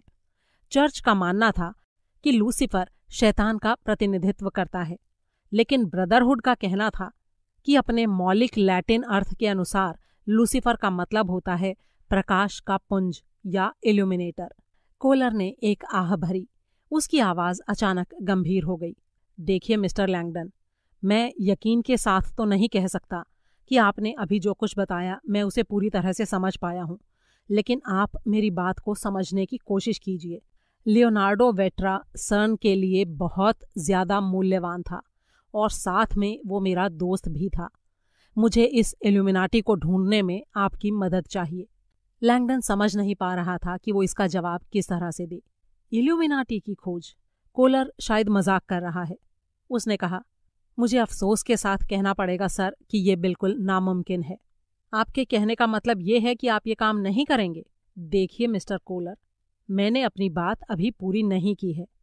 हालांकि देखने में ये काम इल्यूमिनाटी का लग रहा है, लेकिन ये लगभग असंभव बात है। पिछले 50 सालों से उनके अस्तित्व के बारे में कोई भी प्रमाण नहीं मिला है। ज्यादातर विद्वानों का मानना है कि इल्यूमिनाटी को खत्म हुए सालों हो चुके हैं। कोलर ने उसे इस तरह देखा मानो वो निरा बेवकूफ हो। जब इस इंसान की छाती पर उनका निशान साफ साफ नजर आ रहा है, तो आप ये कैसे कह रहे हैं मिस्टर लैंगडन कि ये कम्युनिटी खत्म हो चुकी है? लैंगडन भी सुबह से यही सवाल अपने आप से पूछ रहा था। इल्यूमिनाटी का एम्बिग्राम फिर से दिखाई देना बहुत ही हैरानी की बात थी। इसके बावजूद एक विद्वान के तौर पर वो समझ रहा था कि इस ब्रांड के फिर से दिखाई देने का असली इल्यूमिनाटी से कोई लेना देना नहीं था। उसने कहा, देखिए, सिंबल्स से ये साबित नहीं होता कि उसे बनाने वाले लोग अब भी दुनिया में मौजूद हैं। तो फिर इसका क्या मतलब निकाला जा सकता है? कोलर ने पूछा। इसका मतलब ये है कि जब इल्यूमिनाटी जैसे संगठन खत्म हो जाते हैं, उसके बाद भी उनके सिंबल्स या उनके चिन्ह बचे रह सकते हैं, जिनको कोई दूसरा समुदाय अपना सकता है। इसे कहते हैं ट्रांसफरेंस, यानी चिन्हों का एक कम्युनिटी से दूसरी कम्युनिटी में ट्रांसफर हो जाना। संकेत विज्ञान में ये बात बहुत ही आम है। नाजियों ने स्वास्तिक का निशान हिंदुओं से अपनाया था। ईसाइयों ने क्रॉस का निशान मिस्र के लोगों से उधार लिया था। कोलर ने उसकी बात काटते हुए कहा, लेकिन आज सुबह जब मैंने अपने कंप्यूटर में इल्यूमिनाटी शब्द टाइप किया तो मुझे इसके जवाब में हजारों लिंक मिले। इसका मतलब है कि अब भी बहुत सारे लोग मानते हैं कि ये कम्युनिटी आज भी सक्रिय है। लैंगडन ने जवाब दिया, वे षड्यंत्रों में यकीन रखने वाले लोग हैं।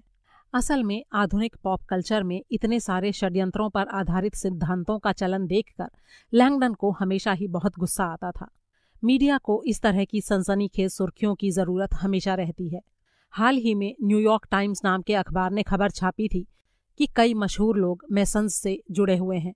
इनमें sir Arthur Conan Doyle, Kent के राजकुमार Peter Sellers, Irving Berlin, Prince Philip, Louis Armstrong के साथ ही अनेक नामी गिरामी उद्योगपतियों और बैंकिंग के बड़े ओहदों पर काम करने वाले लोगों के नाम भी शामिल थे। कोलर ने गुस्से में आकर वेट्रा की लाश की तरफ इशारा किया और बोला, सबूतों को देखते हुए मैं तो यही कहूंगा कि शायद षड्यंत्र के सिद्धांत में यकीन करने वाले लोग सही हैं।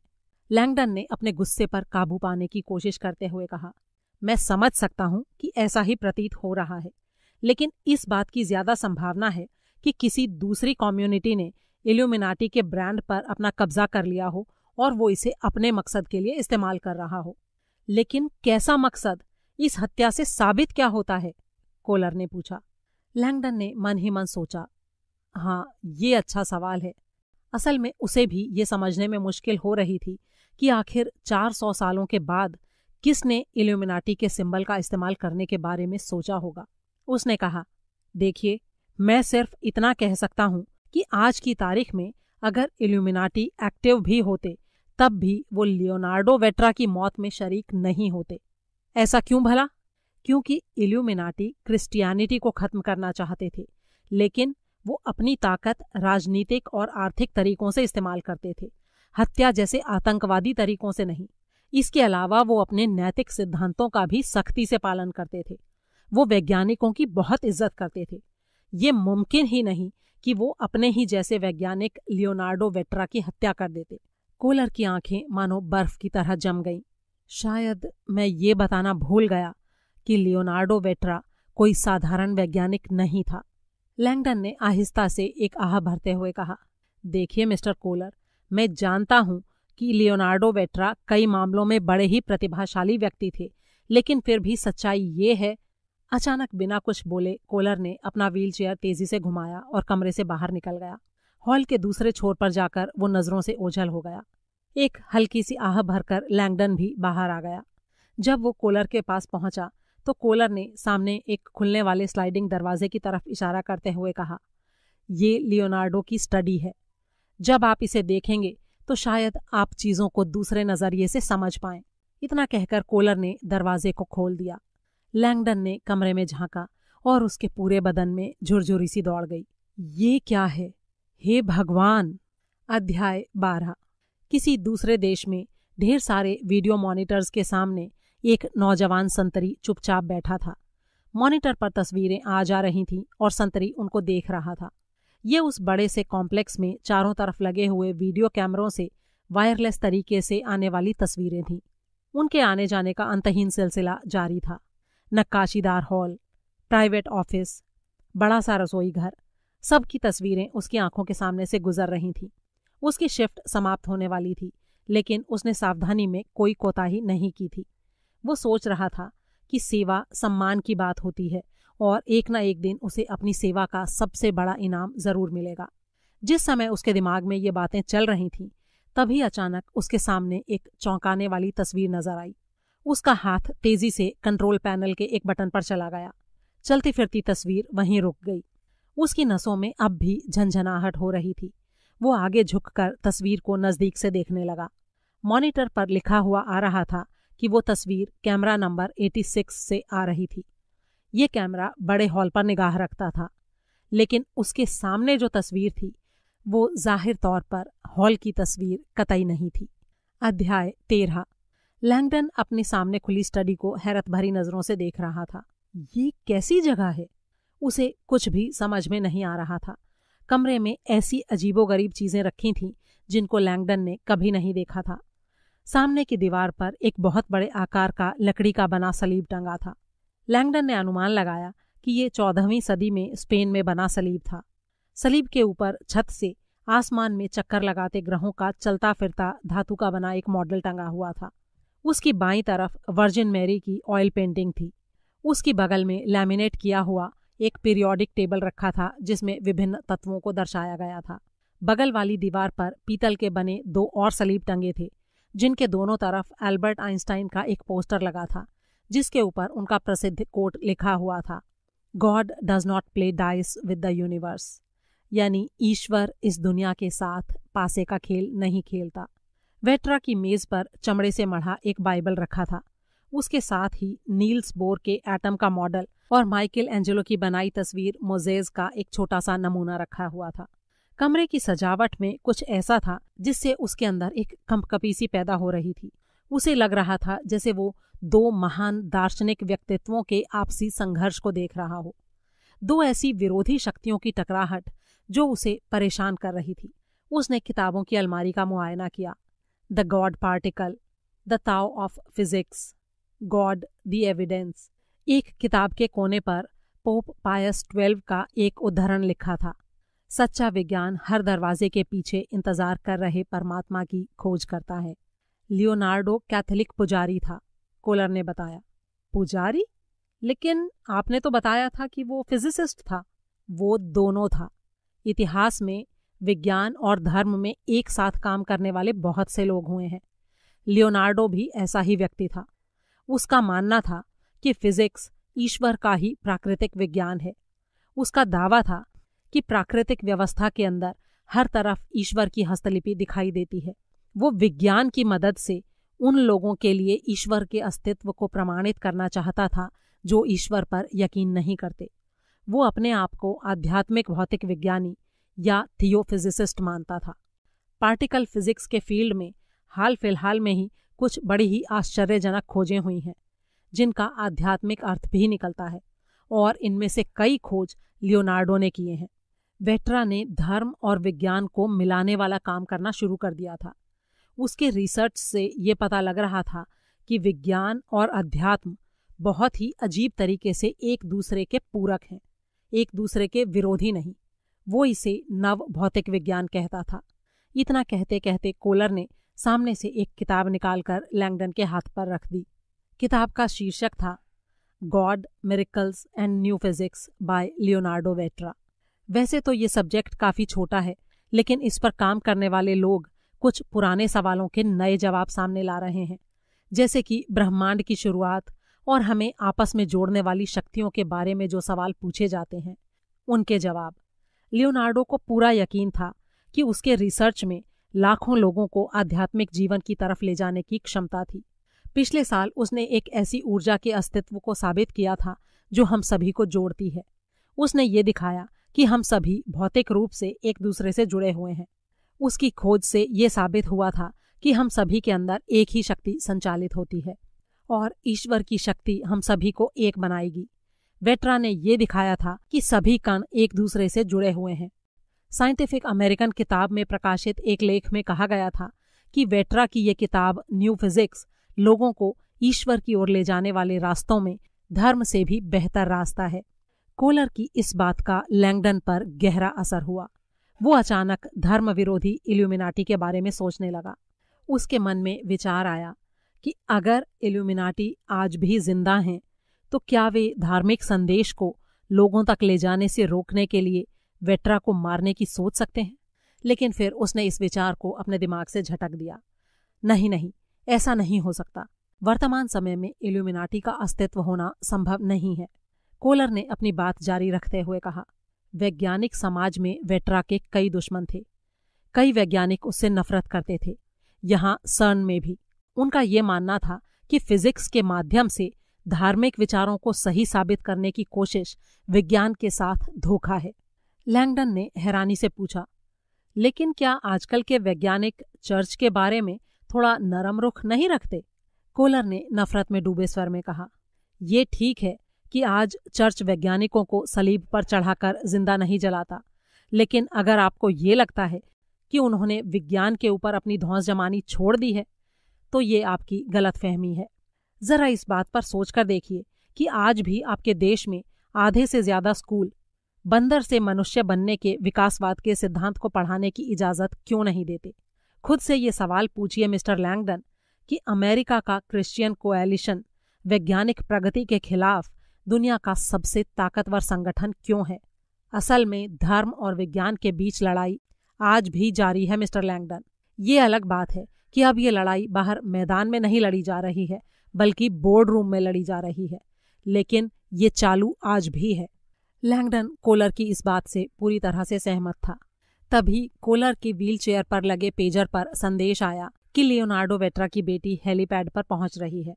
कोलर ने धीमे स्वर में कहा, हम उससे हेलीपैड पर ही मिलेंगे। मेरे ख्याल से उसका यहाँ आकर पिता की लाश को इस तरह से देखना ठीक नहीं होगा। मैं मिस वेट्रा से कहूँगा कि वो अपने प्रोजेक्ट के बारे में बताए जो वो अपने पिता के साथ मिलकर कर रही थी। शायद इससे वेट्रा की हत्या की गुत्थी को सुलझाने में थोड़ी मदद मिले। यानी आपको ये लगता है कि वेट्रा की हत्या उसके काम की वजह से हुई है? लैंगडन ने पूछा। हाँ, इस बात की काफी संभावना है।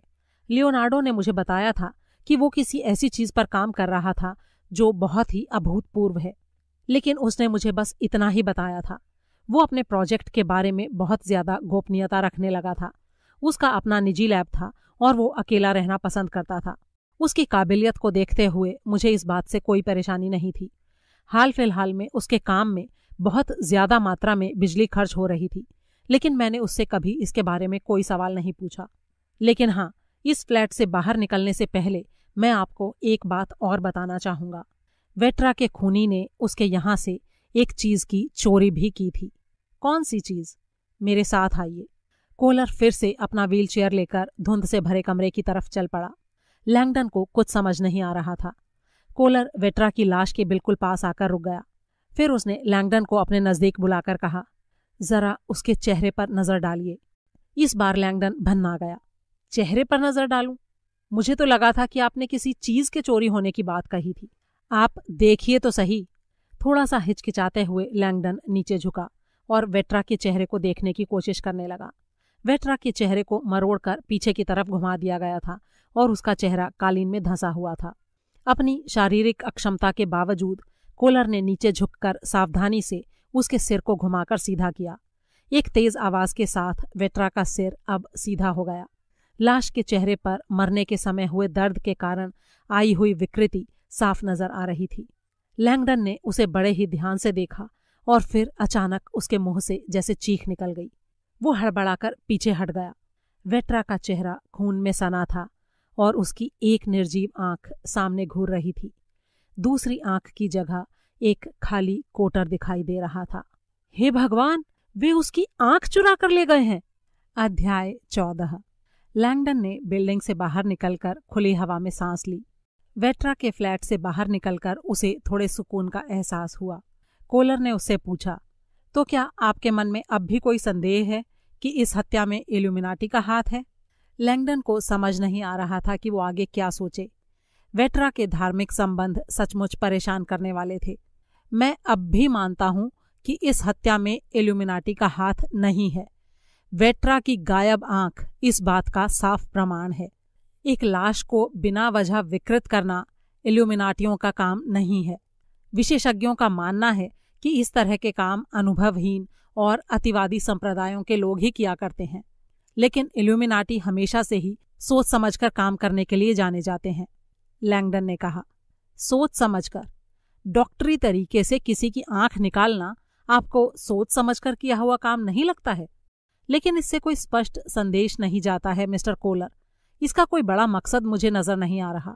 इस वक्त वे लोग चढ़ाई वाले रास्ते पर चढ़ रहे थे। कोलर ने अपनी व्हीलचेयर वहीं रोक दी और लैंगडन की तरफ मुड़कर बोला, मेरा यकीन मानिए मिस्टर लैंगडन, वेट्रा की आंख निकालने के पीछे निश्चित तौर पर कोई बड़ा मकसद है, कोई बहुत ही बड़ा मकसद। पश्चिम दिशा से हेलीकॉप्टर के पंखों की आवाज सुनाई देने लगी और उसके तुरंत बाद हेलीकॉप्टर नजर आया। थोड़ा नीचे आकर वो घास के ऊपर लगे हेलीपैड पर चक्कर काटने लगा। हेलीकॉप्टर के जमीन पर उतरते ही पायलट कूदकर बाहर आया और हेलीकॉप्टर से तरह तरह के यंत्रों को बाहर निकालने लगा। बड़ी बड़ी बोरियां, प्लास्टिक के थैले, पानी के अंदर गोता लगाने के लिए इस्तेमाल किए जाने वाले खोखे और लकड़ी के बॉक्स जिनमें गोताखोरी में इस्तेमाल किए जाने वाले तरह तरह के औजार भरे हुए थे। ये सब क्या मिस वेट्रा के काम के औजार हैं? लैंगडन ने हैरानी से पूछा। हाँ, कोलर ने कहा, वो बेलियारिक समुद्र में कुछ जीव वैज्ञानिक शोध कर रही थी। लेकिन आपने तो कहा था कि वो फिजिसिस्ट है। हाँ, वो बायो एंटेंगलमेंट भौतिक विज्ञानी है। वो जैविक प्रणालियों के आपस में जुड़े होने के बारे में रिसर्च कर रही है। उसका काम अपने पिता के पार्टिकल फिजिक्स के काम से काफ़ी नज़दीक से जुड़ा है। हाल ही में उसने एक रिसर्च किया जिसमें आइंस्टाइन के एक मौलिक सिद्धांत को उसने गलत साबित किया। इसके लिए उसने एटमी तौर पर जुड़े हुए कैमरों से टूना मछलियों के एक झुंड का अध्ययन किया था। लैंगडन ने अपने मेज़बान के चेहरे को गौर से देखा कि वो कहीं मजाक तो नहीं कर रहा था। आइंस्टाइन और टूना मछली, कहीं X-33 स्पेस प्लेन ने उसे किसी गलत उपग्रह पर लाकर तो नहीं पटक दिया था? अगले ही पल मिस वेट्रा हेलीकॉप्टर के पिछले हिस्से से बाहर निकली। वो बिल्कुल भी किसी भौतिक विज्ञानी की तरह नहीं दिखाई दे रही थी। उसने खाकी शॉर्ट्स और बिना आस्तीन वाला टॉप पहन रखा था। लंबा छरहरा कद, सुंदर लावण्यमयी शरीर, उसकी चमड़ी का रंग अखरोट जैसा था और उसके लंबे बाल हेलीकॉप्टर से आने वाली हवा में लहरा रहे थे।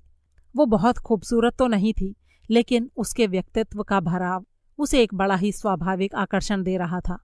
कोलर ने लैंगडन के मन में मिस वेट्रा के प्रति पैदा हो रहे आकर्षण का अनुमान लगाते हुए कहा, मिस वेट्रा बहुत ही शक्तिशाली व्यक्तित्व वाली महिला है।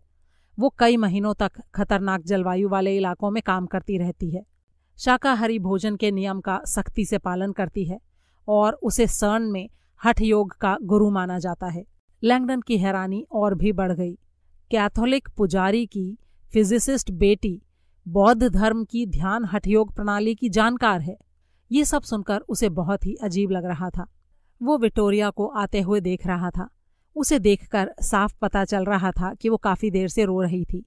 उसके नज़दीक आते ही कोलर ने कहा, डियर विक्टोरिया, मेरी तरफ से गहरी संवेदनाएं। विज्ञान जगत के लिए ये बहुत बड़ा नुकसान है, यहाँ सर्न में हम सभी के लिए। क्या कुछ पता चला कि इस घटना के लिए कौन जिम्मेदार है? विक्टोरिया ने पूछा। हम इस पर अभी काम कर रहे हैं। फिर उसने लैंगडन की तरफ हाथ बढ़ाया और बोली, मेरा नाम विक्टोरिया वेट्रा है, आप शायद इंटरपोल से हैं। जवाब लैंगडन की बजाय कोलर ने दिया। नहीं विक्टोरिया, मिस्टर लैंगडन पुलिस के लिए काम नहीं करते। वो एक स्पेशलिस्ट हैं जो अमेरिका से आए हैं। वे घटना के लिए जिम्मेदार व्यक्ति का पता लगाने में हमारी मदद के लिए यहाँ आए हैं। और पुलिस? विक्टोरिया थोड़ी दुविधा में दिखाई दे रही थी। कोलर ने एक गहरी सांस ली, लेकिन कोई जवाब नहीं दिया। लाश कहाँ पर है? विक्टोरिया ने जानना चाहा। उसकी देखभाल हो रही है। इस सफ़ेद झूठ को सुनकर लैंगडन और हैरान हो गया। मैं उसे देखना चाहती हूँ। विक्टोरिया, तुम्हारे पिता की बहुत ही बेरहमी से हत्या की गई है। मेरे ख्याल से तुम उन्हें इस रूप में ना देखो तो ज़्यादा बेहतर होगा। विक्टोरिया कुछ बोलना ही चाहती थी कि तभी हेलीपैड के पास से गुजर रहे कुछ वैज्ञानिकों ने उसे देखकर हाथ हिलाकर चिल्लाते हुए कहा, ओह, तो तुम आ गई विक्टोरिया। अब आइंस्टाइन की किस थ्योरी को गलत साबित करने जा रही हो? तुम्हारे पिता को सचमुच तुम्हारे ऊपर नाज होगा।